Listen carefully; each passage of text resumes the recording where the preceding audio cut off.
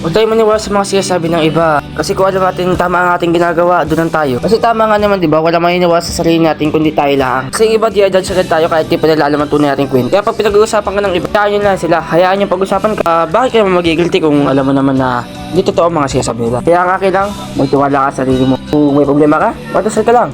Walang imposible sa Panginoon. Kung wala naniniwala sa'yo, paniwalaan mo yung sarili mo. Kung meron ka naman masasabihin ng problema mo, di mas maganda. Kasi sa totoo lang, hirap sarili ng problema. Kaya kalain mo yun, wala ka na makapagsabihan tapos ang dami-dami pong problema. Kaya saludo ako sa lahat ng mga taong kinakaya ang lahat ng problema. Napakatatag nyo. Kaya kung may problema ka, araw-araw magdasal.